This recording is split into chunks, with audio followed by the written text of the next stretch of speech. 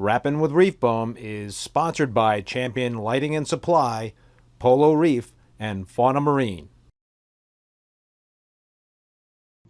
Hey, what's happening, everybody, and welcome back to another episode of Rappin with ReefBum. I'm your host, Keith Berkelhamer. So on today's live stream, I welcome back Adam Derickson from Battlecorals. What's happening there, Adam? Hey, Keith, how's it going, man? Thanks for having me on again. This is actually number 4, and I know last time we don't have to talk about it, but it was a little, we'll call it maybe 3.5 because I was sick and things weren't going so well. But I'm ready to roll, man. Like this is a good time. Things are going well for me, and I've actually been looking forward to this one. Where last one it was kind of like I was dreading it just because I had a little stomach flu. You were you were not in a good way, man. I think you basically I was not in a good way. You basically were like, I think we need to cancel, and then somehow you were able to rally.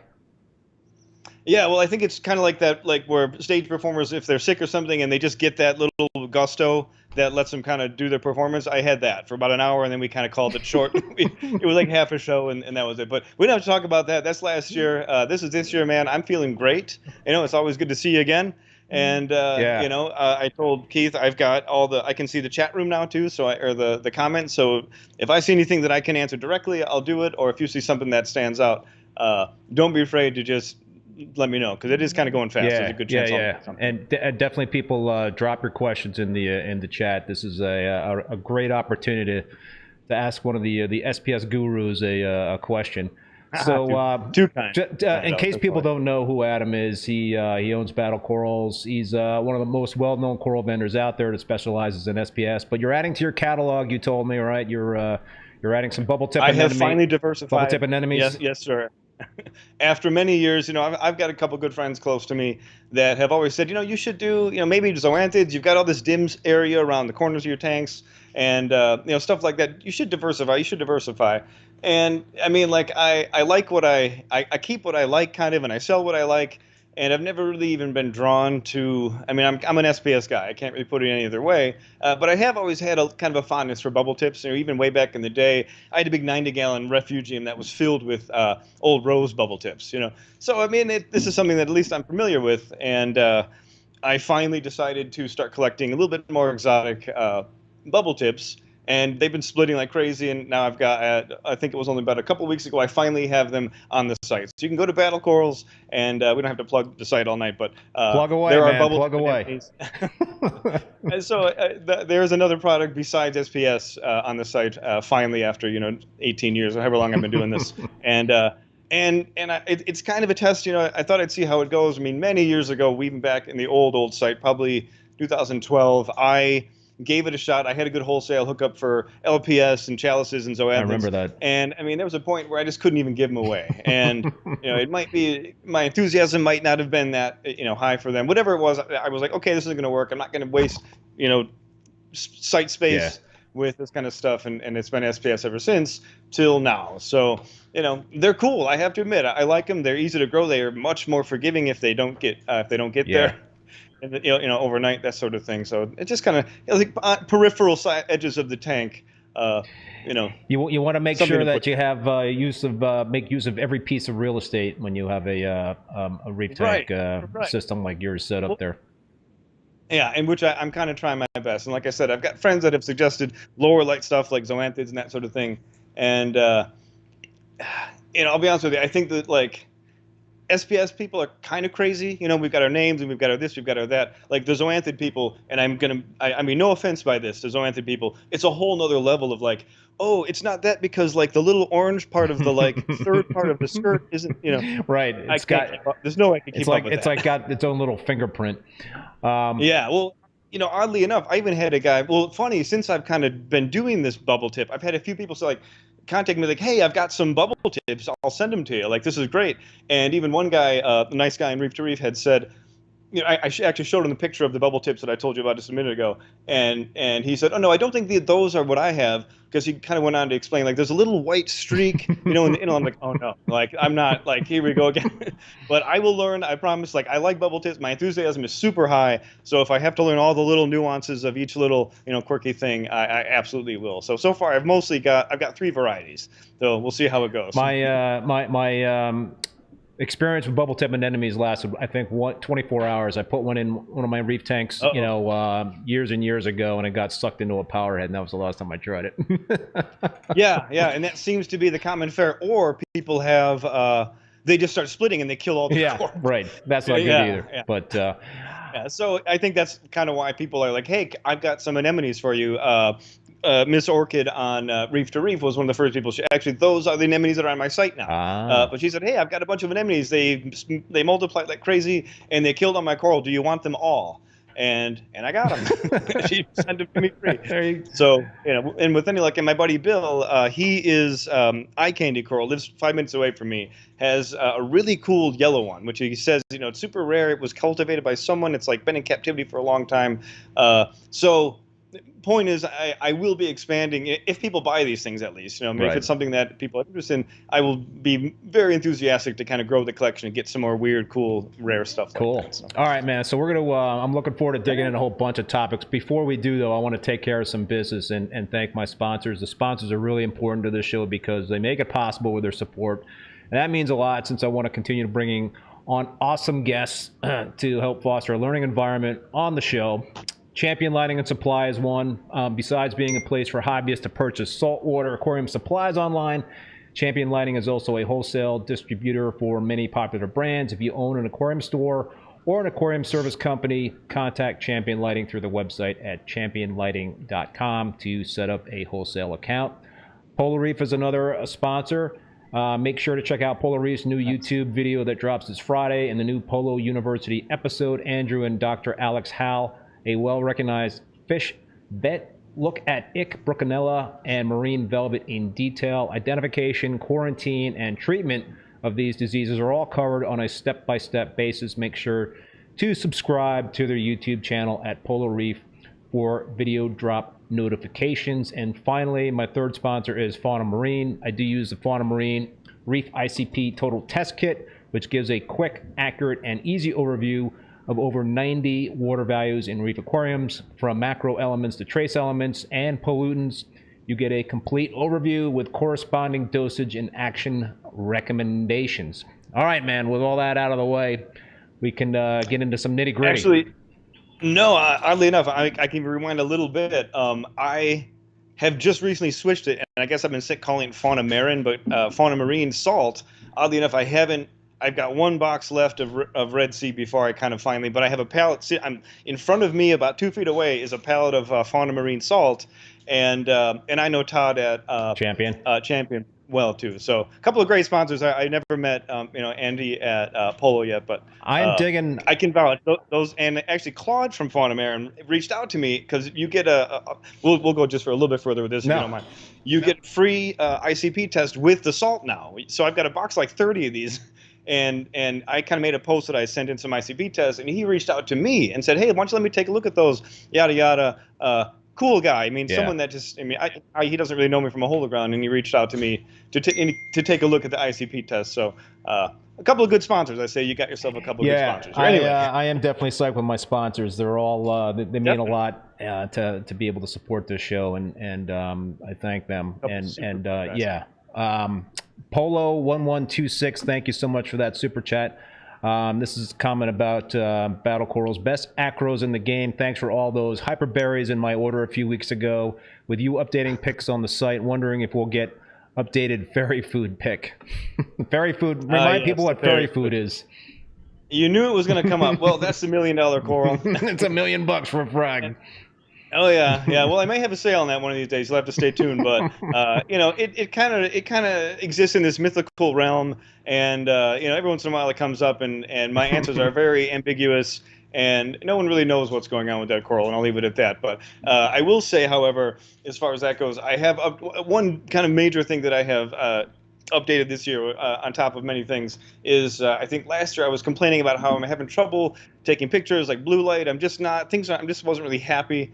And I finally set up a whole new tank for taking pictures. I've kind of got the lighting figured out a little bit better, and I have been taking pictures like crazy. So, there was this big lull in colony shots, and I'd send out battle boxes with stuff that wasn't on the site, and I get lots of people asking, you got colony shots of this, you got colony shots of that, and if anyone who's kind of been paying tune to the site now, I actually have a section that says news, which is actually for new coral, and that has been almost a revolving door of new stuff. Not because it's new to me, but because I finally have been able to take pictures of it.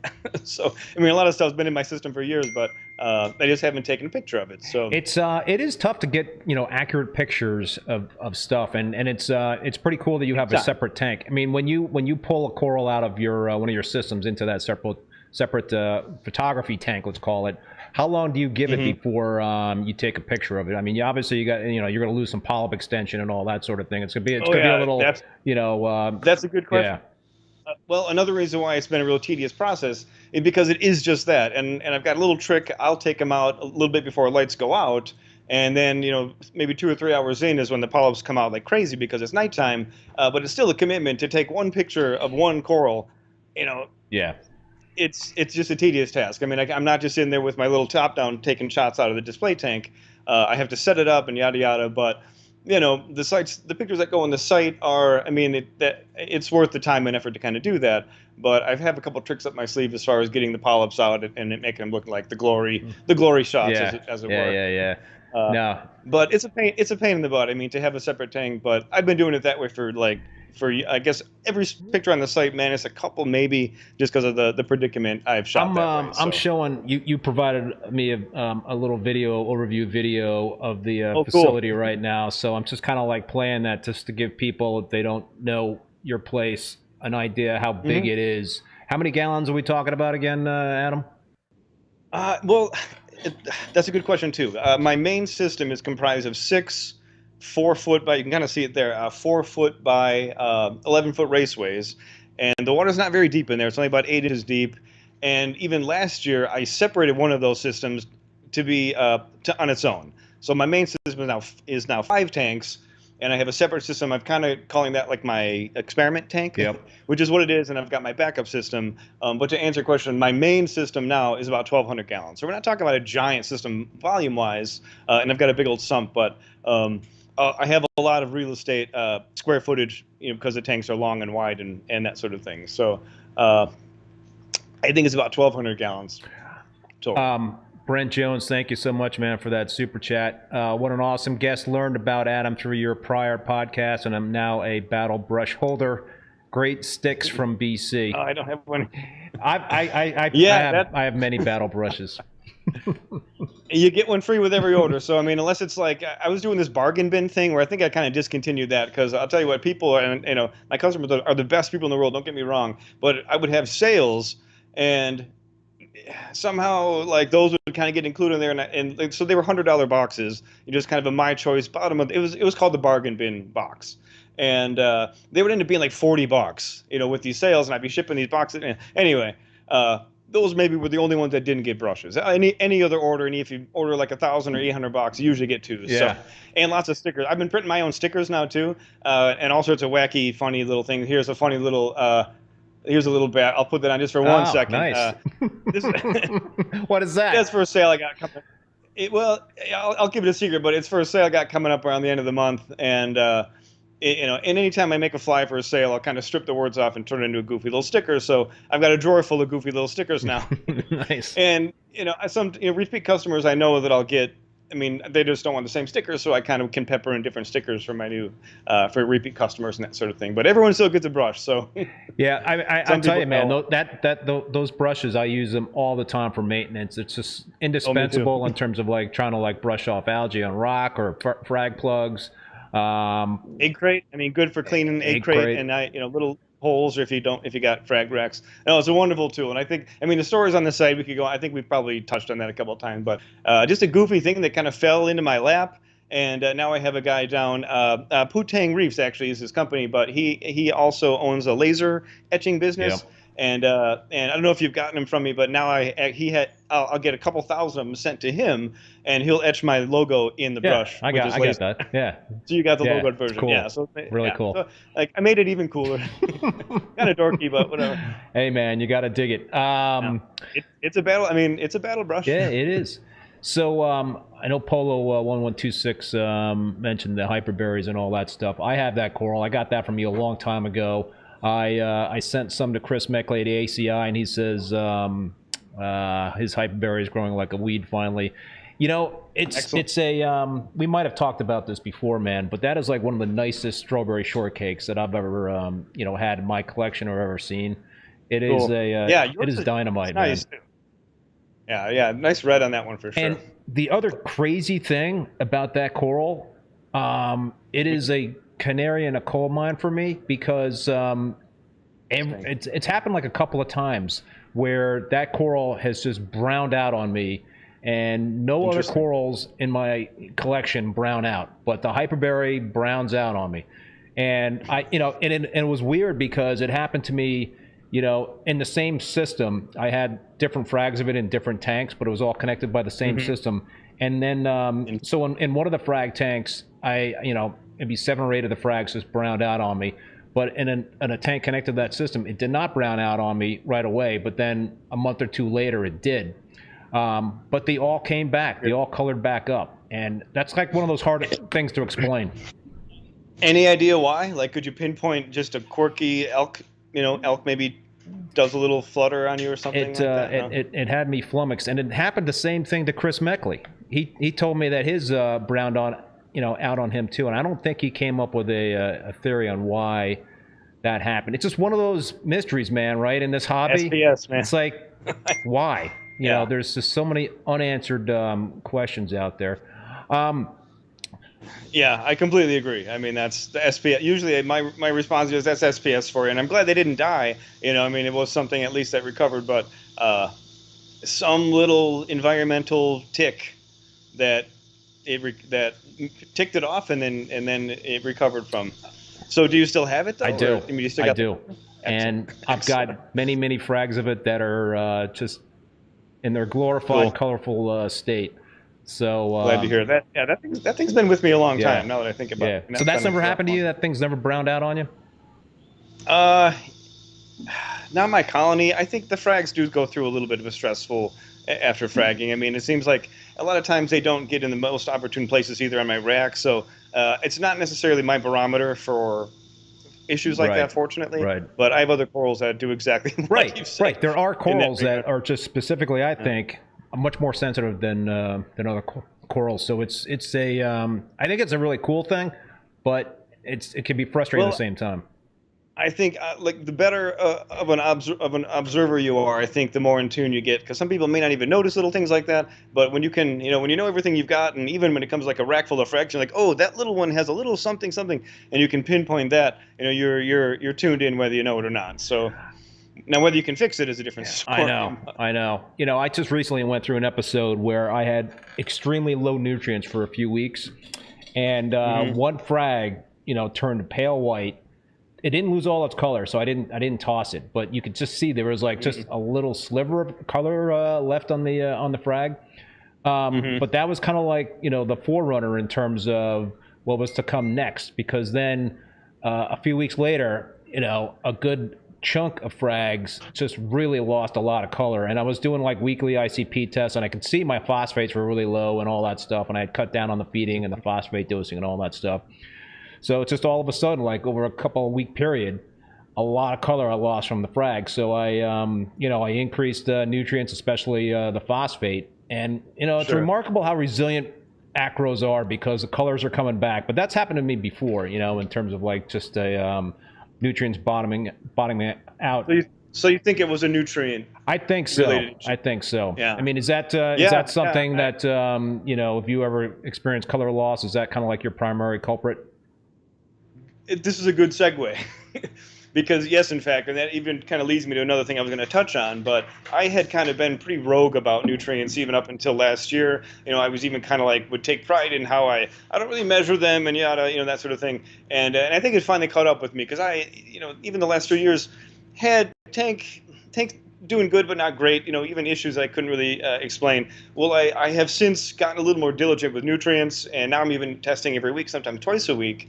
But about a year ago, I put a couple algae scrubbers on. I posted a video Yes. of me cleaning my big Deltec skimmer head. Like I got this giant, and I'm not even running that anymore, but this big giant Deltec skimmer cup. It's the 4580, just that big beast thing. And somebody posted, dude, just get an algae scrubber. Like, because it was kind of like a joke video of me, like, oh man, this big clunky thing, it sucks. And a guy just mentioned, I'm not sure who it was, but he just said, get a algae scrubber. You'd be surprised at how well, you won't need a big skimmer. You won't have to clean that big skimmer head. And I did. I went out, I got the IceCap skimmer, that little insump white, little white insump skimmer, the big one, I should say. Scrubber, yep. And now I've got 3 of them on my main. And that was another thing I saw. A couple things that I saw gave me a turnaround. I think that Reborn kind of came back. I don't know if you've been using Reborn. I use it. Yet. Yep. But during COVID, they kind of had that weird small stuff, and I think I might have had some issues with that. But so the Reborn came back, and things seemed to snap out of it, and I started running these algae scrubbers and paying attention a little bit more to nutrients. And I will say, this past year, I think I've seen the best growth. And I've been keeping them stable. I've actually been adding nitrate because I'm just like that stasis. I've got stasis now. Where in the past, I think it was, like I said, I was kind of a rogue nutrient guy. Yeah.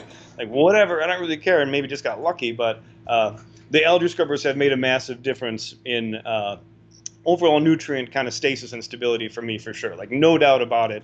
And I've since shrunk down my. I'm running a way smaller skimmer now too. So. Like kind of a little bit of give and take in that regard. But so for me, I put an algae scrubber online, and I think that kind of was leading to that was part of the problem, because I typically like run kind of close to, I run very low phosphates and low nitrates, and then I put the algae scrubber online, and I think it pulled too much out, and it brought it down to a danger line there, especially with the phosphates. But with you, what are you testing out now in terms of nitrates and phosphates? I'm glad you asked that, because I've actually been posting on Instagram like my little Hannah egg readings. But my last nitrate test, I had been running maybe 5 for about 6-7 months. And I've just recently started pumping it up a little bit. I'm running 10 nitrate now, and phosphate is about 0.08, which nice. I've kind of been hovering it around 0.08 under 1 phos for a while. And I haven't had a whole lot of trouble keeping phosphate pretty straight. Nitrate is what I've been having to add, and I'm using just the liquid, neo nitro, whatever that is. And but again, another thing I think I've noticed that being a little bit more in control of those nutrients, I have found, has been really beneficial to my system. Like I got good growth and I got good color in the past, but I think this has really allowed me to get things dialed in. I was just kind of naive and stupid about it, really. No, you're successful. I mean, it's just I think. Yeah, and maybe I got lucky. I used to do a lot. Maybe I did a lot of water changes. Maybe I just got lucky. One thing I know we talked about last time too was detritus. I was kind of on this detritus thing where you said you used a lot, and I'd been trying to get rid of, clean my system, and I've still gone back and forth on that. But I just recently reinstalled kind of a homemade fleece filter that I've made. I mean, my water is like dirty. I mean, I can almost see it's yellow, and I don't have a lot of places in my sump that I can churn up. I mean, if I put a pump in there, it would be a cloud for probably a couple of days. But I think that there is room in my system for continuous just fleece filter, just to detritus filtration to some extent. So. So I've done something in terms of my mechanical filtration too. I mean, so I have these Royal Exclusiv Dreamboxes, and there's like 10 nylon filter socks in each of these boxes. So, and there's different micron sizes, and so I had been cleaning them like once a week, but the smaller micron sizes were getting clogged up. Basically, I really needed to be cleaning them twice a week, but I wasn't. So were you washing them in your washing machine or no? I garden hose hooked up to a slop sink that so I just blast them. Yeah. Let me stop you right there. Just a real quick thing. I don't know if you're still washing these. If you're going to somewhere else, I'm sorry, but I have this little battery Ryobi pressure washer, and I did a video about that. But man, it's wonderful for cleaning stuff like that. You just do it in my sink. I hook it up to a little hose kind of under my sink, and compared to like a garden hose. Anyway. Yeah, where I was going is I actually just pulled the smaller micron sizes out and put in the larger micron sizes. So now I've got less mechanical filtration with the thought in mind of I was probably it was probably not a good thing in terms of it was probably elevating my nitrates and phosphates because there were just dirty socks clogging up, sitting there, you know, in the system, and putting it back into the to the system like that. So I don't know. I mean, I've been making tweaks like that. So how many socks? So it has like kind of like that platform. Yeah, there's that's 2 rows of 4 and a row of 3. I think it is. Does that make sense? Is it no, like, does it cascade?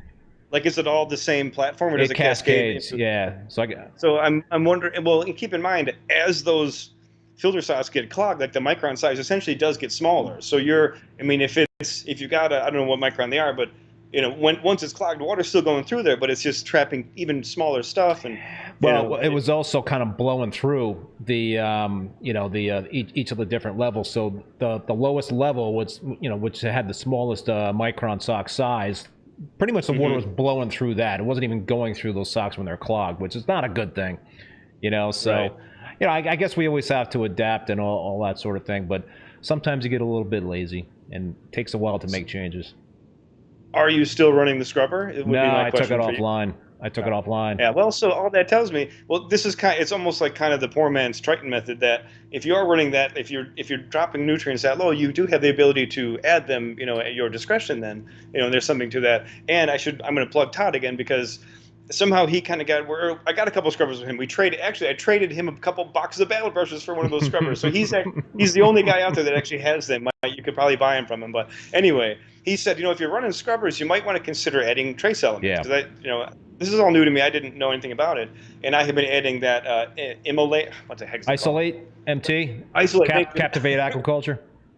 Yes, yeah. Which turns out to be super high, because I was on Frag Garage and we talked a little bit about this back in spring, or fall, but really high in. It's basically iodine and nickel. So if you add a lot of it, you're going to find out that your iodine and nickel are going to go through the roof, which mine did, and they probably still are. But oddly enough, I haven't had any horrible problems with it. I've dialed down the dosing of that. But another thing you might consider, if you want to put the scrubber back on, this is more advice for you. It was kind of where I was going with that. That, you know, maybe even trace elements might have got a little sucked dry.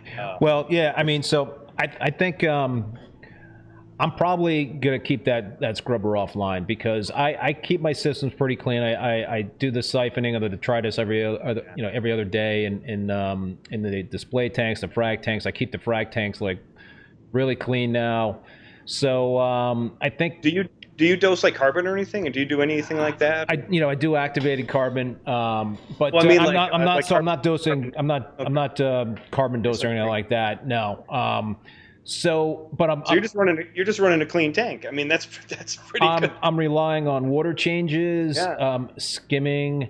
I was dosing the Captivate Aquaculture Remediate, which is a dry bacteria, but I stopped doing that because, again, that's going to be pulling down the nutrients a little bit. So I've doubled down in terms of what I feed with my do-it-yourself coral and fish food.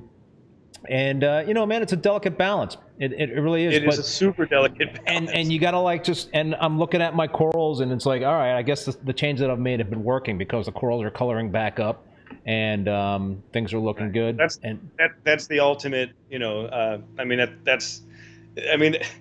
what am I trying to say?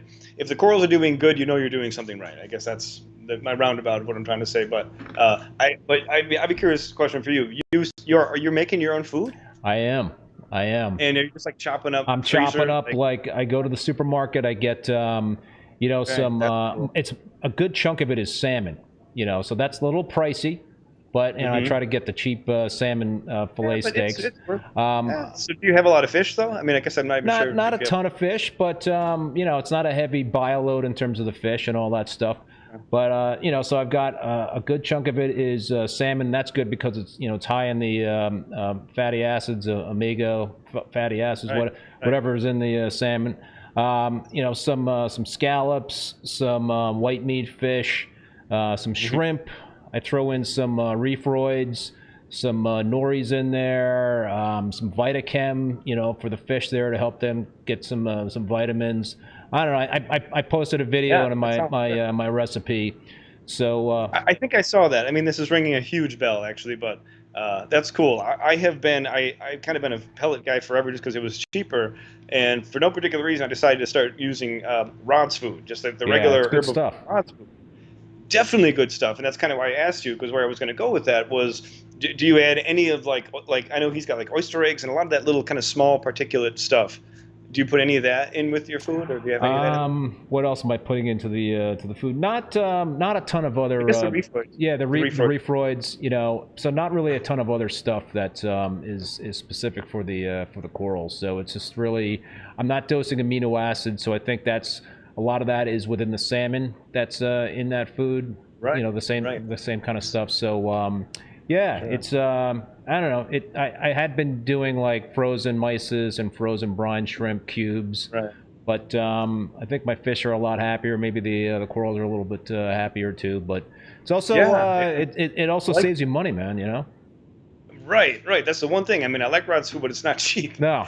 You know, it's really not. And then you got to get 6 or 7 things of it. It does add up. So like, I may talk to you a little bit after the show. But let me tell you, man, my wife. I think I'm ready. I think I'm ready to start doing. My wife is never really happy when I make a batch of that stuff because the kitchen gets. Do you have a separate blender for it, or do you use the family blender? I have one of those. What's like the meat grinder thing? It's a. It's actually a machine. You can use a food processor, but I have one of these. Is it called a meat grinder? Is that what it is? I can't remember the name, but I could send you. One of those bullet things or something like that. Or? It's what? Like one of those bullet things, or like those. It's like basically you put the fish or the meat or whatever in the top, and then it's a grinder. It's like a grinder. It just grinds it out, and it kind of slowly pushes it out through the front. It's freaking awesome, but I make it's a freaking mess. It's a mess. Right. I can imagine. Cool stuff. Though. I like that. Fan from Tidal Gardens is wondering what state is Battlecorals located in. Oh, I'm in Wisconsin, dude. Just a hop, skip, and a jump away. Yeah, how far away is that from Copley, Ohio? Not far. I mean, I got a good buddy, Tim. We've been trading, since before it even was a business. And he has made the drive a couple times. You just kind of drive. I mean, you kind of got to drive down the bottom part of Lake Michigan, and then you're into Illinois, and I'm just on the other side of the border. So it's probably. I mean, I don't exactly know where his shop is, but it probably like a 5-hour drive at the absolute most, I would imagine. All right, let me put a link in the chat here of what I'm talking about for this. And I don't think this is the exact. I don't have this particular. Brand of meat grinder, and that's I see Todd is saying it is a meat grinder that I'm talking about. What the heck was the brand that I'm using here? They're not cheap. This one's only like $200. That's a lot cheaper than the one that I have. So how much do you make at a time? Just enough for like a couple months, or just a massive? Yeah, right. A lot. Even that's a good time saver too, then, right? Oh yeah. And I would imagine that ingredients for humans. I mean, it's probably better meat and better whatever anyway compared to like what goes into fish. And what you do is you soak all the meats in like RODI water, or even like, probably RODI water is the best thing. And sure. Is that not letting me post this link here? What happened? You soak that in. Oh, it's too big. The link is too big. You soak it in RODI water to let all the phosphates leach out. So that's the key thing, doing that for like an hour or something like that. But we digress. Yeah, good stuff though. I mean, I like that. I know we're nerds, man. I mean, there's no other way I can put it. Rich Columbo's asking, either of you guys running UV or ozone continuously? You go there, Adam. UV, ozone. It has been off and on. I haven't ran ozone for many, many years. I have 3 big. Massive the Pentair UVs plumbed into my main, and they're off now. It just seems, I guess, I don't know if I ever really saw anything to the better. I mean, at this point, I should say no, intermittently at best. Or sometimes maybe in the wintertime when I know it's cold, I'll let it run and it's not necessarily free heat, but it's maybe doing something. I would say ultimately not. The answer would be no. Very irregularly at most. I've been off and on with UV, and I found another link for the meat grinder here. So let me see if this will work. And this is the brand that I use. It's called Lem Products. LEM is a type of is the grinder. Is the grinder. Oh, okay. They're on the website. 10% off if you unlock for your first order $50 or more. I will definitely check it out. I'm not getting any. I'm not getting any money out of this, but that's the meat grinder I use. There's a whole bunch of different models on there, but Cool. I find it a lot easier to use a meat grinder versus a food processor, because the food processor really chops it up into very, very fine bits, whereas a meat grinder you can basically grind it up where it's gonna spit it out in larger particles. And if you want to get them smaller, then you just run it. Sure. They got different attachments that you could use to make them smaller, or you could just kind of like run it through the whole thing again, and they'll become smaller. So how long have you been doing that? Just out of A couple curiosity. years. All right, so you're well Yeah. into it. Cool. And you think you've seen a pretty legitimate, I mean, they have good response, yeah. good. Oh yeah, overall? yeah. And you just put whatever you want in there that you like.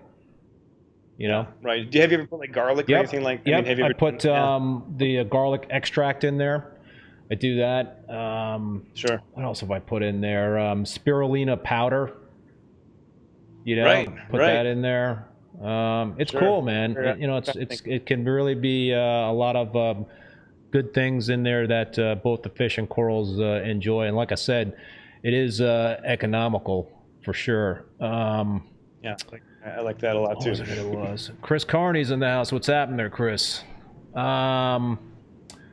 So, all right, dude. What was I gonna? I was gonna. Oh, UV. So, I've been running it on and off for a number of years, but now I've got it on, and reason being, I think that it's not gonna be a thing where it's gonna eliminate all the fish parasites, right? There's going to be a lot of things that it's going to miss, but I think it will help in some of those parasitic things that happen with fish. But I think the other thing is that it might help to a small degree with some coral pathogen stuff that might be in the water column.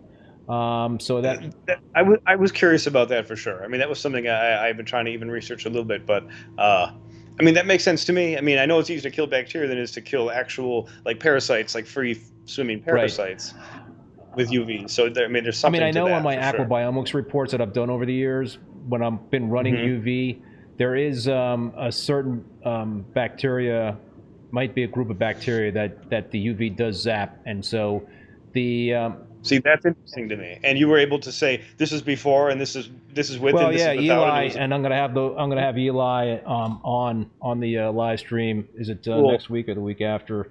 And he Super basically he basically has said in the past, like when he's seen my results, like, okay, well, you're running UV because I know this certain bacteria is missing. So I interesting. mean, so, but I think the big thing also is dinoflagellates, and I am fairly certain. Well, I can't tell. I can't tell you if this is true or not, but I wouldn't be surprised that the reason why I didn't have any dino outbreaks when I had my nutrients crater on me is because I was running UV. And yeah, people swear by that for sure. I mean, I know that has kind of like in the list of like what do I do? That's usually number one. Like try that for dinos for sure. So I think because I had dinos a number of years ago when I started one of my new tanks, and then I put UV on that system, and like within a week it was gone. So I was lucky that I had the waterborne variety, the type that's in the water column that the UV can take care of. So I had Julian Sprung on once, and he said that probably every tank has dinos or a certain percentage of it, and it's just a matter of like certain conditions or water parameters or whatever, like just brings them out to right. Well, I think new tanks are super vulnerable to that, especially, and of course, like you said, nutrients bottoming out seems to be like the number one cause for stuff like that. But I almost want to say this is probably an age-old debate at this point, but the absence of like actual live rock, I think, has had a lot to do with not even resurgence, more like the appearance of dinos, even within the last 10 years, I would say. Just because you don't have the diversity and all that good stuff that goes along with that. But I guess I think I've been fortunate. I mean, I think I've had little bubble strings pop up every once in a while, but it's never been like they're all competing. Right. Everything's kind of competing, and as long as you don't hit that spot that makes them thrive, they don't thrive. So yeah, I think running UV 24/7 for me with this recent episode with very, very low nutrients perhaps prevented a dino outbreak. I think Interesting. that would be my guess. You're probably right. I mean, unless, yeah, I guess you never know. I know that even a healthy pod population can really help with stuff like that too, and that sort of thing. So, but they do say, when phosphate bottoms out, that's usually like what happens next. Right. I mean, short like Right. coral anomalies, coral Right. stuff. So we mentioned reefroids and whatnot. Do you and we've talked about this before in the past. Have you changed up your routine in terms of feeding coral specific stuff, or are you I've never been a huge, amino acids. I kind of went down that rabbit hole years and years ago, and I wasn't, I guess I wasn't too crazy about that. I think I think the rod's food has really been my magic bullet as far as like coral feeding, and even I have been peppering the rods with reefroids a little bit, and Benepets, and some other little. I think I've got some Tropic Marin, super small particulate stuff like that. I've been throwing into my mix, but I think that the rod's food covers a lot of bases for coral food. With some of the small particulate stuff. So nothing directly marketed as coral food or like weird liquids and that sort of thing. Although I will say I bought a bottle of Acro Glow. What's that? Acro Glow? I've never heard of that. I'm glad you asked. It is not Triton. I'm so sorry. The blue bottle company. I cannot believe it. I think it. Oh my! I cannot believe I can't think of this. Been around forever. The Zeovit, like the Zeovit. One of those bottles. And I have. You can kind of see behind me a little tank right there. I set that up back in last August. This is kind of my experimental tank. There's a couple bubble tips in there and a couple hardier SPS. I'm going to see what happens with that. It's called Acro Glow. There's no ingredients, nothing like that. So they just claim it'll make your millies like happier. We'll see what happens. But other than that, I've never been a big fan of the old rule: if you can't test for it, generally don't add it. And I guess that's kind of how I've done things for a long time. Yeah. But I'll let you know if things in there look really good after I start dosing Acro Glow. I will let you know. But it's just another one of those products. We'll see how it goes. I dropped a link to the video I put together a few years ago on my do-it-yourself coral and fish food. The recipes change a little bit, but yeah. So let me ask you: does this chat stay up after the video is posted? Yeah. Like, can I go back and click on it? Yeah, cool. You should be able to see that. But I'll send you if anybody wants it, I could send you my my recent recipe. It kind of like morphs over time. Cool. But yeah, right. I hear you. I mean, that's so does all my methods as well. I mean, it's kind of funny because I used to do these write-ups pretty often. Yeah, what happened, man? You're not doing any more write-ups, huh? I think I just got busy. You got no a couple time. things happened. I think. Well, partly I got no time. I mean, maybe I do, maybe I don't. But I think like the reading enthusiasm is not what it once was. It's like as much as I hate to say it, like people kind of need that stuff spoon-fed to them through social media. And I'm not like making fun of anyone, but like I could kind of tell that like the engagement kind of. I mean, I don't know. Maybe just my writing was getting worse. It could have been all me. No, I don't think so, man. But I mean, the thing is, I got a whole bunch of topics and a whole bunch of half-written things, and every once in a while I try to plug one back in. But yeah, there was a little stretch there where it was always like, I'm doing this, I'm doing that, and even all of that. I guess where I'm going with is even that kind of stuff like is completely different for me now. Like I'm doing something different in some regard or another. Kind of like I was talking about, like I'm testing nutrients now. Where before I'm like, I don't test nutrients, that's for the birds. So. My methods, some of the minutia of my methods changes like the winds as well. So I hear you, man. So Matt Reeves is saying Acro Glow spiked my zinc. So we're talking about you're talking more about doing more testing and all that stuff. What about ICP testing? Is that something you've done more of? Yeah. I like to do. I mean, I was kind of a Triton guy for a while, and like I said, I've got a box full, like 30 or 40 of the Fauna Marin ones now because they come with the bags. And I like to send them in, and I've got a bunch of systems. I only test my main and my backup now, and I probably will test some of these peripheral ones. But yeah, I mean, I haven't. It's sometimes you can get smoking guns. If you've got a problem, and like a long time ago, I had to redo this. We probably touched on this probably on the first one, but I had some plumbing issues, some floor issues. I can't show you the camera, but my whole shop is upstairs. And it was like the first or second year after that, and some of the floor wasn't quite, it was a little sketchy. Had to redo a ton of plumbing, a bunch of long plumbing lines. And this was kind of right when we had ICPs available to us. Anyway, redid all this plumbing, and I had tin through the roof. Corals did weird. Everything was kind of weird for a while. I would have never known. Just one of those things. I would have had no idea what was wrong. I wouldn't have been able to pinpoint it. So it's good to get like when you can get a smoking gun or eliminate any possible smoking guns. I mean, I think they're really good for stuff like that. I do know more recently, like Moonshiner's method, which I'm super not that familiar with, but it seems like that's kind of an integral part of that whole system. Which seems, I mean, a lot of people I know that are way better at this than me are using that as well. So I think I should probably explore that. You know, myself. I'm doing something similar. I'm doing the Captivate Aquaculture. So you said you're doing the Captivate, Isolate MT, which is kind of like a catch-all trace element additive, Right, where it's got multiple trace elements. So I'm doing Fauna Marin ICP testing, and I'm doing the Captivate Aquaculture trace and minor stuff, and you can get that stuff with Todd at Champion Lighting Supply. I sell. That's where I got mine. Yeah. Well, he's the one who suggested that I do it. You know, I had no idea, and he just said keep an eye on that. But I will say the last ICP test I had, I mean, you have to go easy. A little bit of that goes a long way. The trace elements, it's essentially iodine and nickel. So unless you don't want skyrocketing, sky high nickel and iodine, tread. So here's the thing for you, man, and I do this with the Captivate stuff. Is I'm dosing individual trace elements. So wherever I'm seeing deficiencies, or if there's stuff that's over. Based on the ICP test, there's a calculator on the Captivate Aquaculture website. It's like an Excel spreadsheet. You pop in your ICP test values, and it tells you how to adjust them up or down.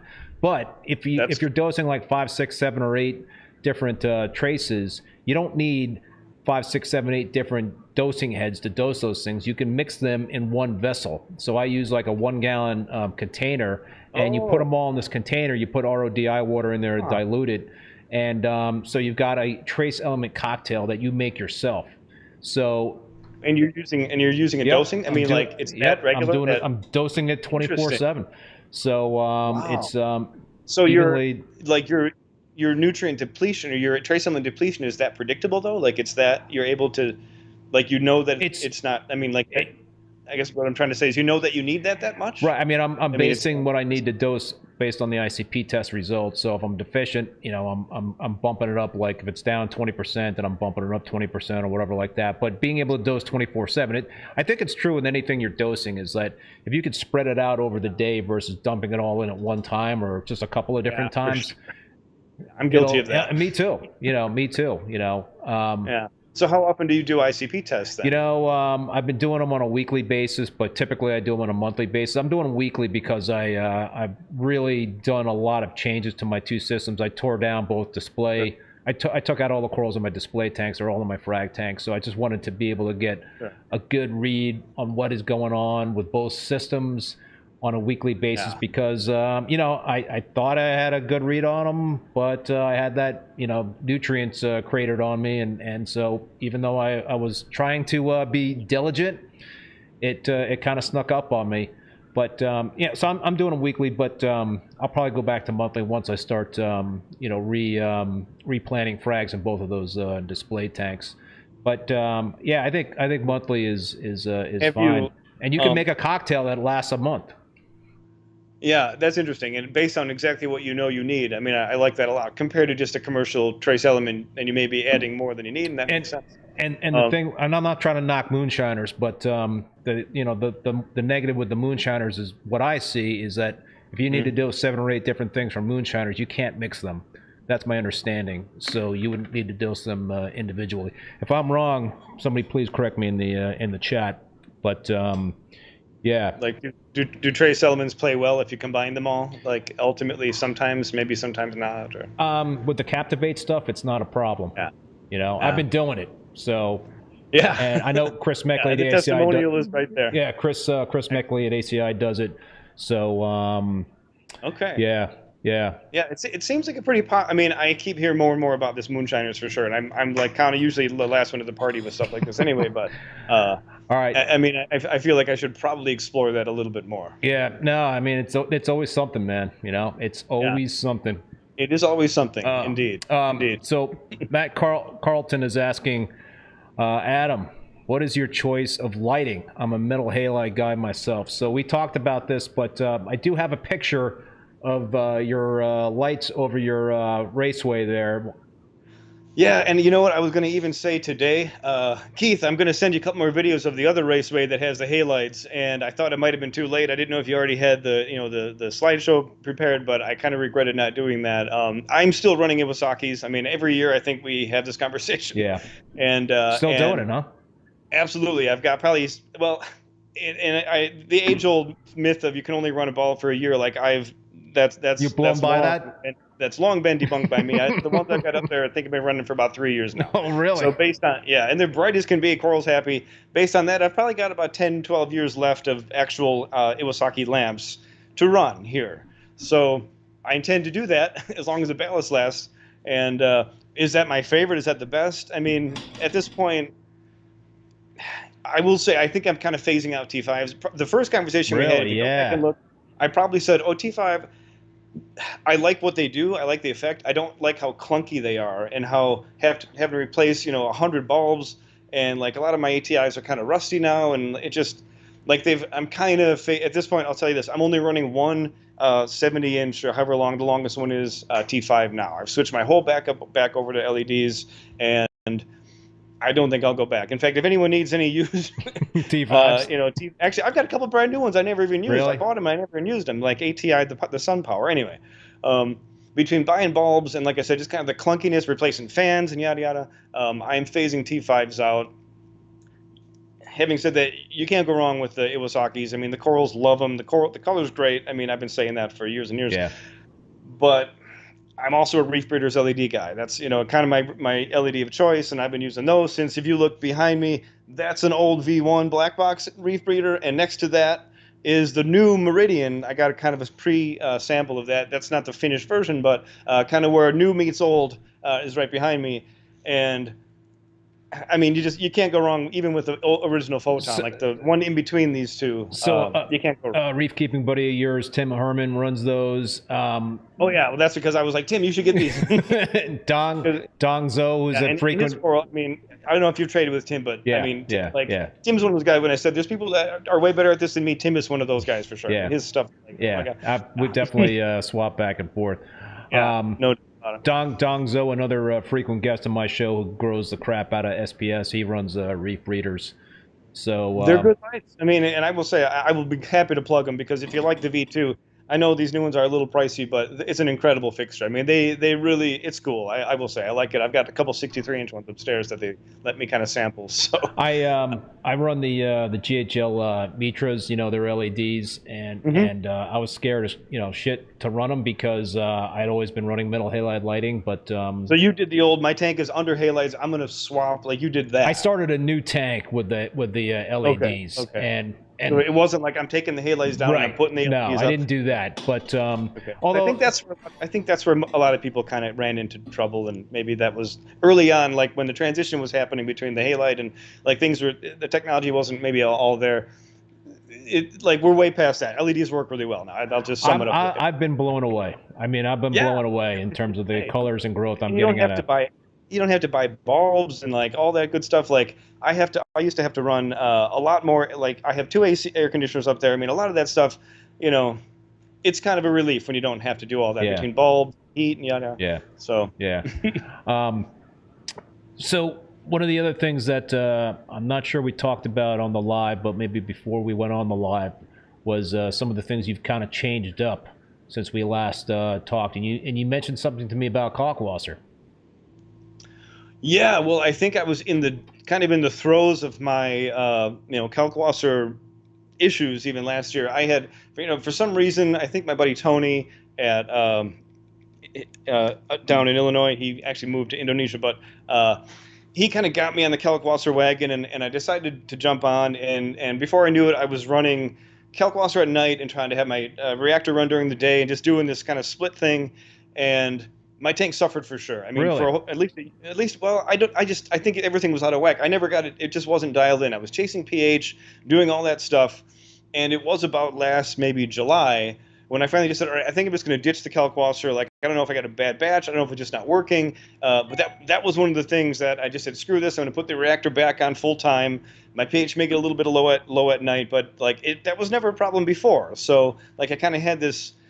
kind of phantom idea of, oh, I got to have this high pH and maybe things will be better, and nothing. Like it was like it didn't, like, for me, I had the opposite effect. Like my tank suffered tremendously. Like I think whether it just wasn't dialed in, alkalinity wasn't really as stable as I usually normally keep it. That was a huge thing when I went back to that, and I think this was also during the period where I think I was using that reborn that may have been a little questionable as well. Yeah. So there were a few things kind of swinging at me there. But one of the things, like I said, getting rid of the whole, like, it's off completely. I don't have it. I actually gave one of the big funnel things away. I don't have it. And yeah, and I've got a couple more here. I actually have 3 that are just kind of collecting dust. And another guy actually made, and I feel really bad, Sam, I'm going to plug him at Parle Aquatics, made this like motorized thing for me for it, 3D printed with a time motor and everything. I never used it once. It's like it's just sitting dry. So if you, maybe someone has one of those, like that wine fermenter thing that I had. Yeah. Anyway, works great. Just didn't work well for me, and maybe it's just because I just didn't have it figured out or just wasn't doing it right. But that was between that and I did actually end up switching salts. I went to Red Sea, and I will say the only reason I even decided to switch from Red Sea, and this is kind of a snobby thing, is that I can't get it wholesale anymore. I have no complaints about Red Sea at all. I mean, I haven't had any problems, but this was coming from kind of that Tropic Marin fiasco, like back in 21 or something. And that's another thing. I don't really know. Maybe I had some collateral damage from that. I still don't know. But all that aside, the Red Sea salt was another change, and paying attention to nutrients. Holy cow! Like the easy thing that you think most people do, even like when they're brand new, I just wasn't doing at all. So kind of pretty like normal things, nothing really dramatic. And I think even feeding the rods food was like, I got to a point where like I am adding nutrients to the point, or I'm removing nutrients where I can add them, as I need them. Yeah. And that's kind of what I was telling you a little bit earlier, where if I want to keep my phosphate there, I can do that relatively easy and feed the crap out of my fish and coral, and with the help of the scrubbers and all that good stuff. So otherwise, nothing major. I haven't added any system. I had a couple fish. My friend Marco at Exotic Reef Creation, I've decided to add a couple more fish and that sort of thing. But pretty much doing the same thing that I've been doing for a long time. I know that kind of contradicts what I said about my methods change like the wind, but like the core of my method is just keep it simple and that kind of stuff. So I mean, I'm always experimenting with little things, but generally, skimmer, water changes, the old-fashioned That's stuff. what I just kind of find like gravitating back to being more simplistic with the reef tank and the less stuff that I'm adding in terms of Well, that's kind of food with all this Kalkwasser thing I had going on. It was too much. I had dosing pumps and this and that. Like it was kind of like something had to give. And for me, at least for my system, it didn't. Well, meanwhile, while that was going on and my main was kind of suffering, my backup system, which is like the most neglected system I have, was just doing great. Like most of the frags I sent out in that year were from the backup system. Really? Because it was just doing great. It just plugs away. It had a calcium reactor. It was just kind of an autopilot, which it still is, and still looks great. So kind of a testament to. I will say, however, though, that was a system that all my live rock from the old system and the basement system went into the backup system. There you go. So there's something to be said about that. There you go. Yeah. So the new system was started with dry rock? 100% Marco, yeah.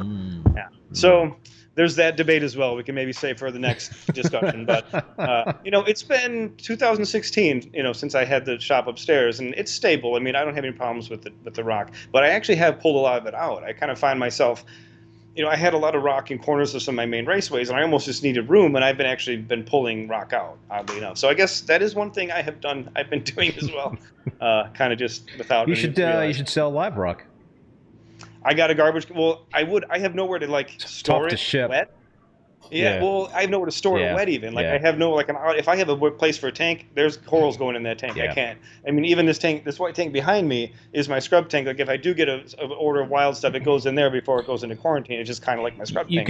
You can do like a cryptic sump type of thing. I got a cryptic sump. It's like I do, and actually I do have one. That I suppose that's another thing. I kind of happened organically. It was a refugium. It was a space for and it's another thing. I'm sorry. I was going to send a video of the gear side, and I just thought a lot of people don't really care about that kind of crap, but I did take a video of kind of the mechanics, and I didn't send it to you either. But I do have a small chamber that I have a cryptic zone in there for sure. And I don't know, I mean, I think that I think that there's something to be said about that. Sponges and that sort of thing. Yeah, a lot of microfauna, just sponges, Right. filter feeders. Like no light at all. I mean, it's No light completely at dark. all. Yep, I've got like this 2x2x2. It's a cube, foot long, 60-gallon cryptic. It's So it's like a remote. yep. Cryptic zone? Yep. Cool. Yep. It's Actually, plumbed into my see sump. this tank behind me. That's what this actually started out as. I had a shelf, and I ended up taking it down because it just kind of made me nervous. But I had a shelf upstairs. I should have had a better video of upstairs. But this was a cryptic zone filled with rock, and it kind of made me nervous to have it set up. It was in kind of a weird place, and I took it down a couple of years ago. But like the plan was to have that, and it's the cryptic zone now is much smaller, but it's just a big part. It's a little part of my sump that is filled to the brim with old live rock, and I don't intend to take it or change it anytime soon. So there's a number of comments in the chat. I don't know if you're seeing this, Adam, about ATI Stratons. Have you ever used a ATI Straton? And if so, what are your thoughts on them? Is that a LED? Yeah, ATI yeah, LED? yeah, I haven't. yeah. In fact, I'm completely oblivious to anything but the sun powers, which is just what I have. And I know that's like the clunkiest. I don't want to knock ATI at all. Like I chose to buy the clunkiest light they offer, which is like it has 2 plugs and there's nothing, you can't program or anything like that. It's just a cheap, it's like the poor man's T5 fixture. But kind of like I was saying earlier, they're rusty and like they've just kind of they're pretty worse for the wear. But I would imagine that they're a great company, so I'm not going to knock them at all. I would have no doubt. Are they T5 LED combos or no? I don't know a lot about them. I don't know Okay. a lot about them myself. I have no experience with them, but people seem to love them. People seem to love them. I think these days you almost can't go wrong. I mean, LEDs are there. Like you can't. Any commercial LED is pretty much gonna do what is gonna give you whatever you really need from it. I think at this point, it's just a matter of like what you want it to look like. I mean, like they figured it out. It's been figured out. I'm actually running on my backup a couple of the Philips Coral Care that I got from Carlo. Actually, How do you like them? One I got from Jake Adams. I traded him some coral for one of those, back before he passed away. But I like him a lot, actually. I mean, it's a little heavy, but there's no moving parts. So I mean, the trade-off is actually pretty cool. There's no fans or anything like that. It just has a big heavy heat sink, and it's programmable. It's the closest thing to kind of a T5 coverage. Like it doesn't have that kind of shimmery glare because it has a big kind of what's the word I'm looking for? Well, the cover is kind of it's a matte, kind of a matte panel. diffuser. So basically the feedback I'm getting. Thanks, Paul. Great Bearded Reef. The ATI Stratons are flat panel lights, so they're similar to the light you just mentioned. Philips. Yeah, the Coral Care. So they look Rich Columbus's. They look like the Philips Coral Care. They're like $1,800 each. Okay. So big. Yeah. Again, if it lasts a long time, I mean, my philosophy is that if I use it a lot and it lasts, I have no problem spending money on stuff that's expensive. If it's a piece of crap and it's I guess you're paying for a brand name, a little different story. But I mean, that's kind of in life in general. But I would apply it to reefing as well. If stuff works and you use it a lot, it's worth it. So Rich is saying, amazing that it became normal for guys to spend $5K to light their reefs. My mind is blown. That is the thing about LEDs. That some of these fixtures, if you need a bunch of them, you need a pretty good outlay of cash. And then in about 4 or 5 years, you need to do that all over again because apparently the LEDs will lose their intensity over time. Yeah, that's rough. I mean, I know that I think there's still people running the Gen 3 Radions, and maybe they're not running them at 100%. I mean, longevity for LEDs is probably longer than, I don't want to say than we've been told, but, just kind of like metal halides. I mean, I don't know about you, but I used to change them after a year, whether they look different or not. 9 months, it just, yeah, that was the thing. And I guarantee I threw away a lot of perfectly good Iwasaki's without realizing. I wish I had those back right now, but...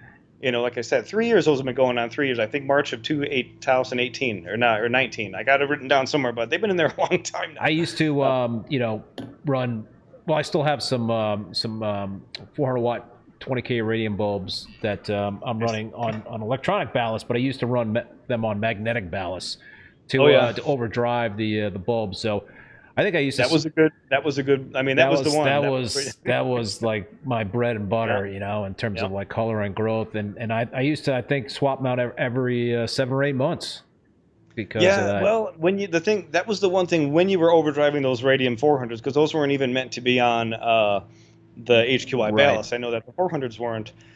That would be maybe where you would get a little bit shorter life. But I even think these Iwasaki's are not made. My Iwasaki's are on M80s right now, and they're getting overdriven, and they've been overdriven, like I said, for 3 years. Yeah. So again, although I had a thing many years ago, and there's still a thread about it on Reef Central of all places, where I was getting pink 400-watt radium bulbs. They turn pink, and there's pictures of my old tank a long time ago, big 300 tank, and they burn pink, and I think it was a thing that was going on at the time. This is probably back like 2012. I mean, we're talking a long time ago. Yeah.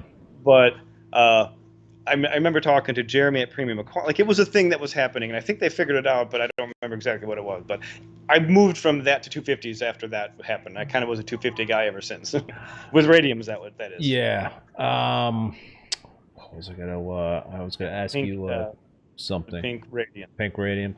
Yeah, that's I vaguely recall that being a thing, but yeah, you know, I think so. You've got a good supply of the Iwasaki bulbs, 10 plus years. You said 12 years. If my math is right, I've probably got, because I can run 4 right now, but I've kind of trimmed the light. I'm running 3 right now, and like I said, if I need to run a 4th one, I can. I've got 4 reflectors. If my math is right, I've probably got about 12 good years. So, I mean, that could be more. Who knows? A lot can happen in 12 years. I mean, but, you know, I've thought of when the time comes, what am I going to do? And, you know, it's going to be lighting. Anything that I would replace it with will be, I mean, any LED technology in another 12 years will be super impressive. I bet you there's going to be some things that would just make the current LED fixtures out there right now obsolete. You know, I mean, in 10, 12 years, it's just going to be crazy difference, I bet. You know, it's impressive as the technology moves. Bulk Reef posted, they had a thread a while back, and not even that long, and they had something about the old Solaris. It might have been an Instagram post or something, and it was just kind of a throwback. And I remember that was like the PFO Solaris from 2006 or something, and we've come a long way from then. I mean, that's just to say the least. It seems like once we kind of got, like once the debate was over, like, are they going to work or not? Then it was just like, I mean, that was it. The debate was over, and it's just a matter of like everyone's got LEDs now. It's not even funny thing. Like I found an old Marine Depot catalog, and I made a little Instagram thing about it, and it's just all halide, like a couple pages full of bulbs and ballast and that sort of thing. Not an LED in the entire catalog, and you know, now it's the complete opposite of that now, where people are like, halides, you know, they don't even know that that's a thing. Never knew that it was a thing. You know, by the way, I forgot to mention this. It was in the chat. A couple people mentioned this in the chat. They said that they would welcome you posting articles or blog posts or whatever like that on your site. They would look forward to that. There, Adam. Yeah. I have had people mention that, and there's a spot on my site where anytime I would throw something up on Reef to Reef, there's a place, a blog, you know, on the site, and it hasn't been updated probably since like 2017. So, like I said, I have a trove of half-written articles that, you know, maybe one of these days I'll sit down and finish, and, you know, whether people read them or not, I guess I don't even care. I suppose I need a little fire under my feet to get it. Well, you're a busy man shipping out corals. I have been busy. I did notice a shift, you know, some of that kind of goes back to the basement days where, you know, I did definitely have more time to like dedicate to stuff like that. There's something to be said about when you're busy, you're busy. I mean, that's all there is to it. You know, to sit down, like, instead of sitting down and writing an article, although now with my phone, I can like dictate the article. So it's a little easier to maybe have to sit down in front of a computer and that sort of thing. But like I said, like, I felt guilty that I kind of let that go. I mean, I kind of felt bad about that. Well, you know what? I assume you're still a one-man show. There's only so much. Without a doubt. There's only so much you can do, man. Yeah, that's kind of how you it got goes. a family, right? So. Well, like I said, the good news is I'm busy, and the bad news is I'm busy. So that's kind of what I say. Paul posted a link to your blog on your website there. All right. Yeah, yeah. Thank you. Reef Exotica by Luis. Hey, Luis. My thoughts on LED bars. I have no thoughts on them, but I do know. Like supplemental? Yeah. Well, all right. So I do use the Reef Brite metal halide hybrid fixtures on one of my frag tanks. So that's got the Reef Brite XHOs. So maybe those qualify as LED light bars, and I do like them a lot because I'm using the 400 watt 20K radiums on those halide fixtures, and the XHOs are kind of like a blue light spectrum, and it really does make the corals in that tank pop. So I've got it kind of like those fixtures side by side, with next to just the 400 watt 20K radium bulbs, and I do like the light bar, the highlight. That it's a little bit more crisper blue, which I do like, you know. And that's I'm sorry. I'm sorry to cut you off. Do you do like a ramp up or down with the LEDs? No. So just on and off. Yeah. See, that's I can appreciate that. Actually. I'm not a big ramp up, ramp down kind of guy, but now with my LED fixtures, I do have that programmed in there. So, but I mean, when I used to run all the halides in my display tanks, there was no freaking ramp up or ramp down. It's like I turned the T5s would be like combination T5 halide. Right. Yeah, and actinics would go on. The actinics turn on at 9, and then the halides come on at noon. That's my ramp up and my ramp down. And then the halides go off, and the actinics stay on. I know exactly. Yeah, actually, that was another thing in that catalog, like a big page full of VHO. I mean, it's kind of funny to skim through that. And it was just by dumb luck I had that in a file cabinet, but it was an old, and like a really old version of like the Neptune. Like the old Apex, like not before it was an Apex, it was like a Neptune or whatever it was, just super old, like cryptic looking interface and stuff. Good stuff. I remember my buddy Carlos from Coral View, before he was working for Coral View, we went down to his place in Chicago, and this is quite a while ago. I think we went to one of those IMAX or something, and he had that, and I'd never been more impressed. He was like, this thing can turn my lights on, it can turn this on, it can turn that off, it can turn, and this is what got me the most. He said, if it gets too hot, it can turn the air conditioner on. I'm really? Yeah, it was like an old Neptune, just aquarium controller. Wow. I never heard of such a thing. At the time I just had a Milwaukee pH controller or whatever. And but he's always been way ahead of the game with that kind of stuff. But I was blown away. But that's in the catalog that I was paging through the other day, the old Neptune whatever. Interesting. Anyway, good stuff. I mean, two old people talking about old stuff. Yeah. Oh man, I'm digging it. Love talking about this stuff. Changing topics a little bit. Well, yes. you talked about when we're talking about photography and taking pictures of your corals. You're talking about fluffing up. You've got certain tricks to fluff up your SPS for the photo shoots. Let's talk about polyp extension and any tips and tricks for people that are trying to get maximize their polyp extension on SPS. Well, photography is different than let's talk in the let's tank. Talk just I would say. So you want to talk about display for photography or for healthy tank? Healthy tank. Yeah. I don't know. That's a tough one. I mean, it seems like. Well, let's talk about photography. How do you fluff them up for the photography? You turn the flow. You turn the flow down. Is that what you're doing? Well, yeah, the flow's off, but I just put them in at night because at night polyp retention is really good anyway, and I'll let them sit for a couple hours, and then I'll turn the light on and take my picture. So like. I got these corals with these fantastic, like that top polyp comes out, and it looks great. You don't really see that during the day anyway, but for polyp, I mean, the recipe for like healthy polyp extension, I think, is the same for like healthy coral. I mean, it's kind of like one and the same. Yeah. You know what I mean? Like that's a good indicator that maybe they're not happy, of course, unless you got a fish that's nipping or something. But I usually. I mean, because I guess I do get that question a lot. And if someone's like, polyp extension is not so good, the first thing I would suggest is how do they look at night? And people have probably heard me say that 1,000 times. But, about an hour after lights go out, how do they look? And if they look all meaty and whatever, then you probably don't have a problem. If they are still retracted, then it could be a chemistry issue or, a number of things, pests, of course, little red bugs and this sort of thing. The secret to good polyp extension, I think a lot of it is genetics too. I mean, some corals have lots of meaty polyps, and some corals just don't. Like even millies that have those, like they're probably not even millies. We just call them millies, but they have those like stubby polyps that aren't those big shaggy millie polyps. Stuff like that. So it's like, why doesn't my millie have shaggy millie polyps? Probably because it's not a millie. And I'm the first to admit I am the absolute worst at identifying coral species. So you can't blame me for that. But when it comes to polyp extension, I would say it's directly related to coral health, like no other. What about flow? How is flow involved in that in that mix? I mean, obviously flow is important for SPS. What kind of are you still using gyres? Is that what the gyres? Yeah. I think in my case, or any kind of like that style pump I think is ideal for shallow tanks. I mean, you can't stick a big propeller pump. You're just going to blast your coral. So I mean that's been the magic bullet for flow in my shallow tanks, and my jars are still working. So I haven't had any reason to replace them at this point. But in fact, I bought a few of the cloud ones. I didn't really need the cloud function, but I did buy some of those cloud ones with the new directional. They have a couple directional cages or something like that. But again, as far as like it relates to polyp extension, I mean, if you're going to blast the crap out of them, the polyps probably aren't going to come out so much. I mean, there certainly is a balance there, or even like night modes where, I mean, I think that polyps are probably a little shaggier when the flow is less. Yeah. Yeah. If I had to guess, I mean, if what you're looking for is polyp extension, but again, I don't know that that's really like the magic bullet for.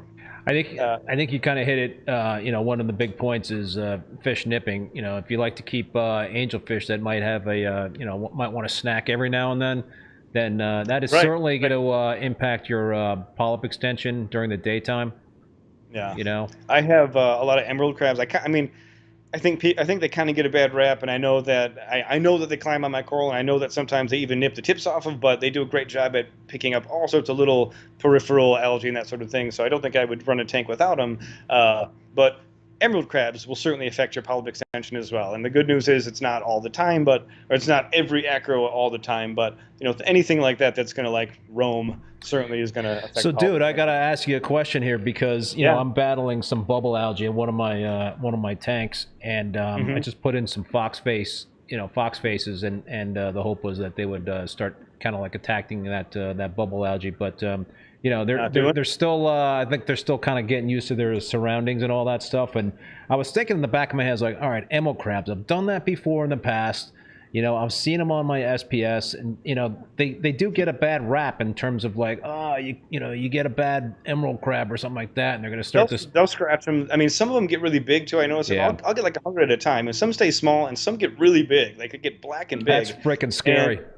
And I've had to pull a couple. I mean, like I've caught a couple just literally just breaking tips off. But again, really? I think, yeah. All right, you just convinced me, man. No emerald crabs in my system. Yeah, I mean, I've got a lot of colonies, and I can, I'm like, okay, that guy's got to go. But but at the same time, like especially on frag racks and frag plug, it's nice to keep that clean because I got to, I'm shipping these to people and that sort of thing. So I think between those, and here's another thing, I probably have the most amount of like Asternina, I don't know how you even pronounce that, stars in my system.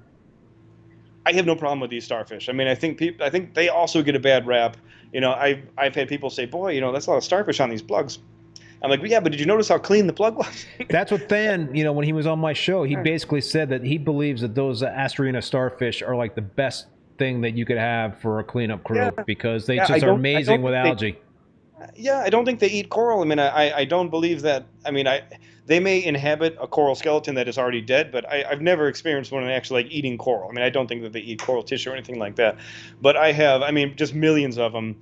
And I used to kind of shake the plugs loose before I bag them, and I don't do that unless it's like bad. But I think they need to get I think people need to get acquainted with them a little bit more and realize that they're not that I would never call them a nuisance at all. And as well, even the little forktail, I don't know if they're Amphiscalops or something, little tiny flatworm. It's not a acro-eating flatworm. It's not even like a planera flatworm. They just scavenge. It's just a little scavenger that lives on the plug, and it's certainly not a pest, not a coral parasite or anything like that. People see a little brown worm and they panic, and I've had that conversation a lot, but it's fine. Like it's like, did you notice how clean the plug was? Yeah. Is usually what I have to say. So Than has chimed in that yes, Asterina starfish are wonderful. Wonderful. He says some do eat coral, but so do tangs. So do maybe emerald crabs, like I said. But I mean, if the ones I had ate coral, I would have no coral left at all. I mean, I guess I'll say that because they would have eaten it all. Fortunately, they just inhabit the plugs and the racks and that sort of thing. But same with the emerald crabs. They just kind of live under the rack. And you know what I also think emerald crabs eat? The small, I always forget the name. The little stringy things that everyone hates that in the little tiny shell. Yes. I'm blanking out on the. Really? You think they eat those things? The baby ones, they do for sure. I've seen them pick them off. Like the bottoms of the plugs will have them on there. I know they're not going to maybe clear your tank out. They're not going to eat the big ones, but I've seen them rip the little tiny teeny baby ones. Somebody dropped that name in the chat. I don't know why we're both spacing out on the name. They've never been a huge problem for me, but it's those things that, again, people see those and they panic, and it's like, I've had emeralds help control those too. I have them in the vermitid snails. Thank you, Reef Keeper. Yes, thank you.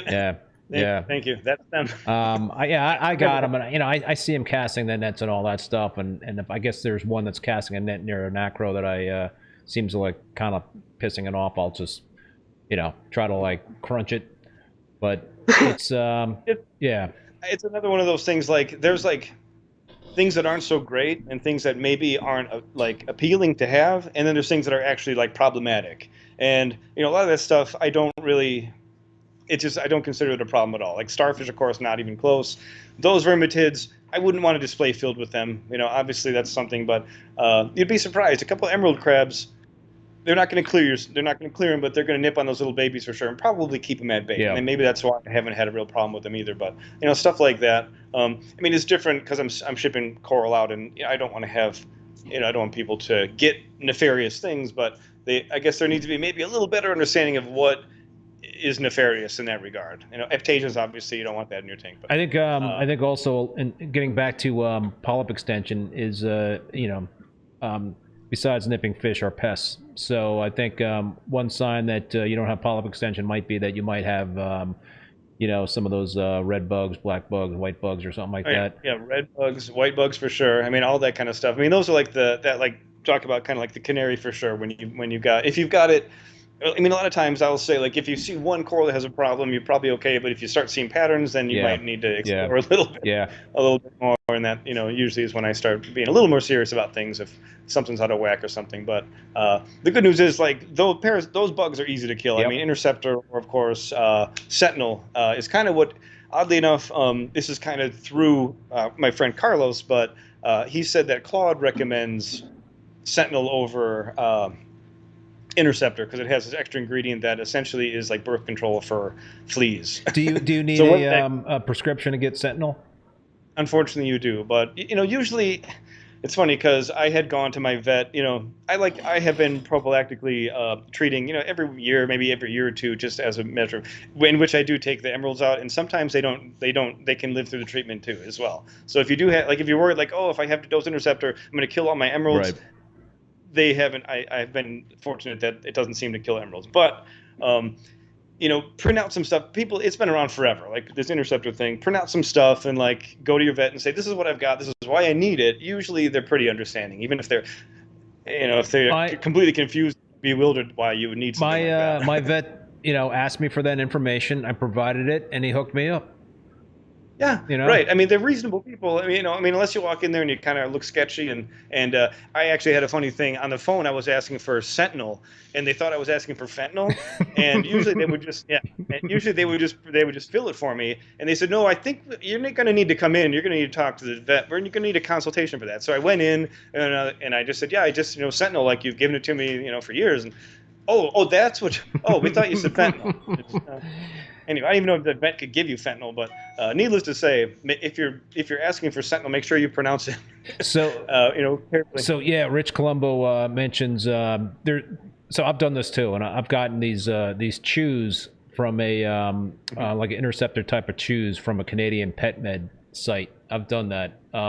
Yeah, there's a few places I think you used to be able to get the Australian like the chewable stuff. It's a big meaty thing, and I think it's bad for your tank. Whatever that stuff is. It's the same thing. It's got Intercept. Yeah, it's a big chew thing. Yeah. Yeah, it's an easy, like, red bugs have never been a problem because they're just so easy to fix. There's a thread on Reef Central again. If you turn back the clock way back when I go into the name RTBM on there, I was the original guy who started using Sentinel when Novartis took Interceptor off the shelf. Like there was a window way back in the early 2000s, mid 2000s, where you couldn't get Interceptor at all.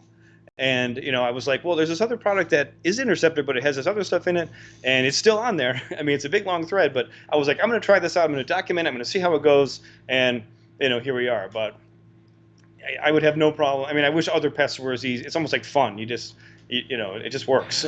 Somebody's asking about, RC Reefer's asking if you have any pictures of white or black bugs. There's so much info out there on what they look like. Yeah, Black bugs. I'm not familiar with black bug myself. I mean, fortunately I had no experience with those. White. I'm sorry, it just kind of cut you off. But white. There's a lot of pictures of white bugs. A lot of like magnified white bugs. I mean, it's just a little pod. It has kind of a little red eye and kind of a couple little legs. Right. and I'm assuming, and somebody out there, correct me if I'm wrong, that Interceptor will take care of all bugs, or will it not kill black and white bugs?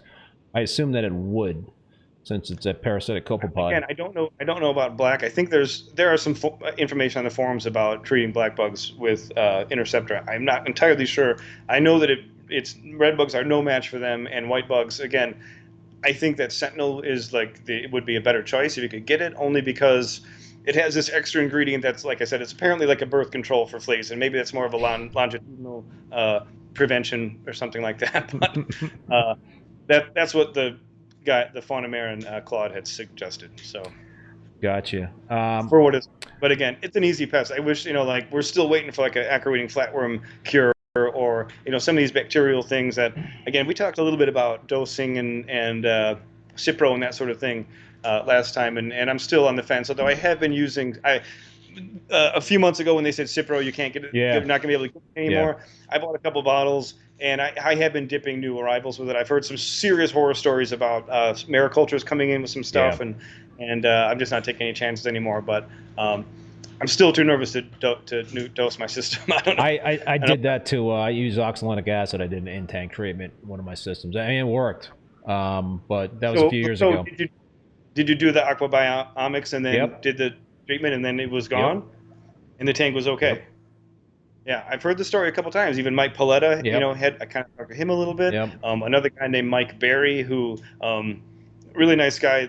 There was a brief thing that kind of came up about some acro disease and that sort of thing, and my name was mentioned on a video regarding a really old picture I have of a coral that I got from Gyre at Reef Pets. And long story short, I've been kind of talking with Mike. He's another guy, way smarter than me, so I like to listen to people who I know are smarter than me. And he has treated with antibiotics. I just kind of wanted to hit him up about how did it work, what is good dosages, yada yada, that sort of thing. And essentially, any people like that I can get information from, I certainly will. When it comes to dipping, the horror stories are real, and they are it seems like maybe we just got lucky back then, or when corals died, we had no way to there was no metric to measure that it was a bacterial problem. You know what I mean? Right. We didn't have that information. Right, and now it seems like not only do we have that, but we also have a solution. And you, my friend, are even a living testimonial as well. You did it, and it was a success, and then end of story. That ended, and the problem was gone. Yeah. That's good news. Yeah. I mean, that's good news. So let me ask you, any idea where it might have came from, or that's a pretty hard thing to. In terms of the protocol. Well, how it got into your system in the first place. I think. Man, it might have been a drop in phosphates. I think it's anything that's just kind of, a big, something that upsets the equilibrium of your reef tank. I think is all those pathogenic bacteria need to kind of. And then they just explode. I think I think we all have them, at some level, and it's just a matter of giving them an opening to jump through. And so if there's any weakness in the coral, that the coral gets weakened because of a big alk swing or a big drop in nutrients, whatever, an overdose of iodine or something, it's like, hey, here we are. We're going to jump into this thing. Bastards. Yeah. So, and you were having coral that was kind of, things weren't going so great. Corals random dying. STN, RTN, and then it was more frequent. So, and it stopped. And then it stopped it. Yeah. So, that's a pretty good tool to have in the drawer. I know that the debate is on. And I know a lot of people out there are going to ask me for my protocol and all that stuff. Well, yeah, I'm sorry if I No, it's all right. But, I know that it's a hot topic, and there's people that are very, very against it, and they have a lot of, arguments against it as well. But, especially as a dip, I don't want that in my system at all. So it means I got to dip new stuff in antibiotics. I sure as hell am going to, because what's the alternative? To just introduce this to my, whatever the case is. It still kind of scares me because I'm just not smart enough. And I just don't know enough about it. Right, and my reluctance to kind of give out the protocol to anybody that wants to ask about it, because hey, I got a couple corals that are dying or something like that. I need the protocol. You know, antibiotics is like a major thing, you know, to hit your tanks. I mean, that's like kind of going nuclear, and you know, I think we're still kind of like learning in terms of what the overall impact is long term of doing that stuff, and we don't want to like be doing that too often, because then you'll create resistant strains of bacteria, and then eventually the antibiotics are not going to be working. So if we're kind of like constantly hitting that button to you know, all right, I'm going to hit the whole tank with the antibiotic, that's eventually, you know, according to the scientists, going to not going to work as well as it would. And that's kind of what, you know, the screamers are screaming. You know, just having like what's in store. I mean, if it works now, you know, what's in store when it doesn't work or whatever. Right. But again, like, when I have people who are doctors, and you know, even like people like Mike Paletta who have done this, and even people like you, you know, who have done it and have had success. I will say this: I've heard way more success stories than I've heard like everything went bad after I used antibiotics in my tank. So I mean, there's got to be something there, and I think obviously it's still kind of a Wild West. There's no dosages. I mean, it seems like all that stuff is pretty. You know, nothing's calibrated to tanks or anything like that. But to me, it seems like a pretty useful tool in the drawer, especially if you're getting new coral and if you're even importing coral, any of that kind of stuff. I think dipping new stuff is a smart idea. At the very least. And I will say, if my tank was crashing and I was having symptoms like that, I wouldn't hesitate for a second to do it. Right. I mean, that's the thing. I would, at that point, I would be like, sign me up. You know, if this is going to stop my problem, I'm sorry, but you know, I mean, what's y'all? In fact, that happened to another friend of mine, a guy, again, smart people, who he runs, I don't know if he runs it, but he's part of a coral research place down in Florida. And he would buy like big battle box. Every time I'd ever see like big battle boxes. And I finally, you know, we finally started talking, and it was all for like research purposes. And he had said quite a couple of years back, he was having problems like that. He was having problems like that. And same thing, I think once Eli came out with the way to start measuring this stuff, that's when people started using, you know, realizing that they could fix it with antibiotics. So he did, and again, his problems went away. Smart guy, you know, PhD. I listen to people like that. Yeah. I mean, I'm not gonna say he doesn't know what he's talking about. So, you know, I've heard way more testimonials from people that seem to know what they're doing than horror stories. So, if it means anything. Yeah. No, I hear you, man. Jumping back to the black bug and white bug question that I had. Rich, thanks for this information. He's basically saying that you need a higher dosage for the black and white bugs. He's saying 4 to 8 times higher than Dustin's red bug dosage. So you need a lot more interceptor if you got the red or the if you have the white or the black bugs. So I think I've heard horror. It seemed like the black bugs, from my understanding is, they weren't even necessarily pods. It almost looked like a small worm or something. I mean, like I don't really know. And I think I've been fortunate enough. I mean, I have a pretty ridiculous dip regimen, and I hope, you know, hopefully I don't have to worry about that. But the stories I have seen seem like a pretty devastating. Like of the 3 for sure, or of even compared to flatworms, that those are the ones that are spell doom for sure. So I don't know where they come from. I don't know exactly if they're getting passed around, but you know, in my experience, like white bugs and red bugs specifically are like nothing to worry about at all. Right, because it's easy. Just, you know, with regard to interceptor, and if you can get it, you know, I know a lot of places, like I said, I do a prophylactic dip or treatment in all my systems like every year or two, just as a means of, you know, precaution. So. Let me ask you, man, talking about antibiotics and stuff, have you ever chemi cleaned any of your systems because of cyano, or have you ever used ReefBum Flux for bryopsis, you know, fluconazole? Yeah, oddly enough, yes to both. I had way back when the system was new upstairs, I had separated one of the raceways, and I just set it up on its own, kind of had its own top off, and it had and there was like no rock in there at all. I don't even think I had a skimmer, just a bunch of frag racks. Did good for a while, and then cyano took over. I have no idea why. It was the only time I ever used ChemiClean. It went away, and that was it. That tank has since been plumbed into the main system. I think I drained it, and it's since plumbed into the main system. That's the only time I've ever had a real enough of an issue. I was like, all right, I'm just going to try this and see if it works. There wasn't much coral in it either, so it was just kind of like, let's just see what happens. And it totally worked. I mean, it definitely worked. The fluconazole, I set up a tank at the school. There's a couple threads about it a couple of years ago, and we moved it last summer to a new room. She had a new room. It's an old 65-gallon Oceanic from the 90s. It was like given to a friend who was then given to me, like it kind of had been passed around. I used it forever. Anyway, long story short, set it up. And I even set him up with a little super simple RO unit. Like I slapped them together, an RO unit. Tank is doing great. There's some anemones in there, some super simple stuff, covered with hair algae. I mean, good, like it waves in the breeze, and I'm not taking care of it really. Like she's kind of doing it, and she doesn't know so much. I think that the janitor is putting food in there, a lot. I think that's part of the problem. Couple French fries go in there every now and then. There's a fox face in there. There's a fox face in there that's like fatter than this water bottle. I mean, it's no joke. It looks great, happy. The kids love me. Super personable fish. Anyway, I just dosed it on Friday with flucosanol. So we'll see what happens. It hasn't. I don't know how long it takes. I know it works well with Pyropsis, but as of yesterday, the tips of the algae weren't.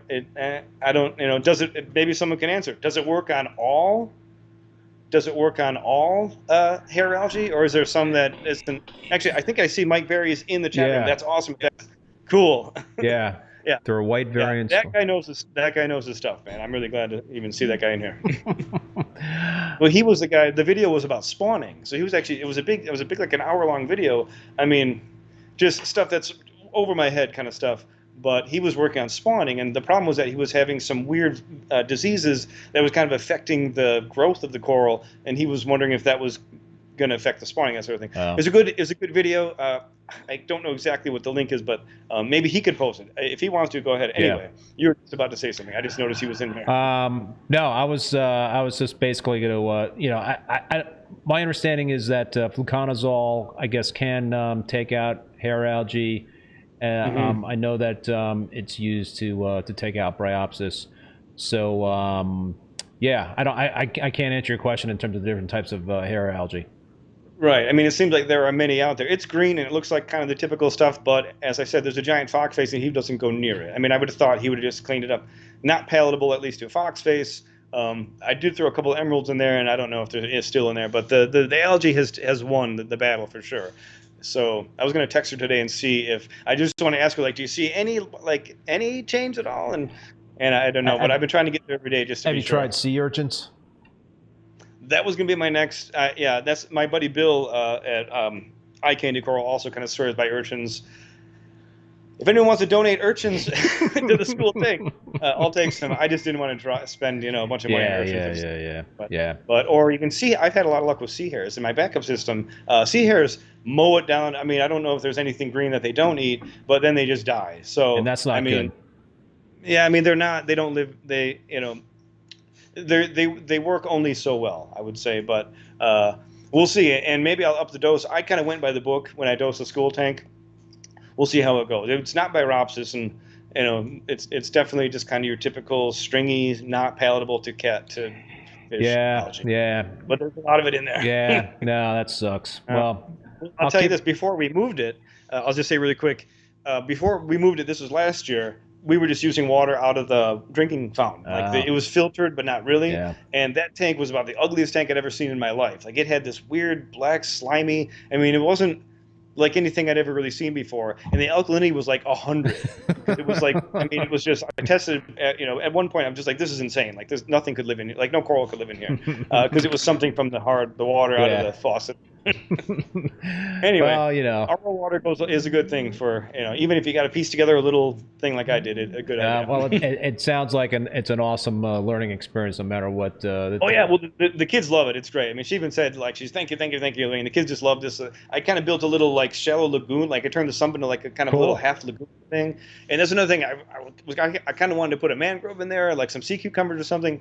Arrow crabs, little goofy things like that. The kids like. So that was a fun little project. Again, and this was all crap I had lying around. It was like an old tank, an old Deltec skimmer. Good for you, man. Good for you. Yeah. That's awesome, man. Yeah, donating in terms of science.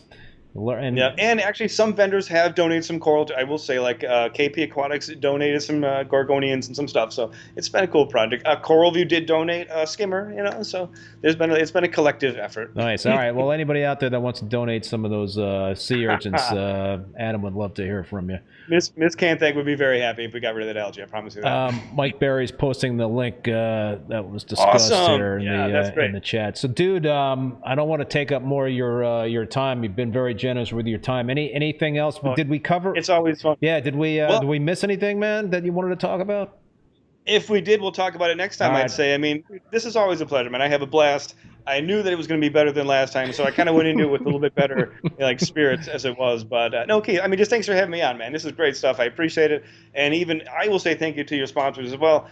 Like I said, I don't know Andrew, but those other two guys are like top shelf all the way. I mean, they're as good as it gets. Fauna Marin and Champion Lighting. Yeah, you're surrounding yourself with good people. I feel the good mojo behind me. You know, I do, and I would even. I mean, I would. I don't know if that can. I would sponsor your show too. I mean, is that something?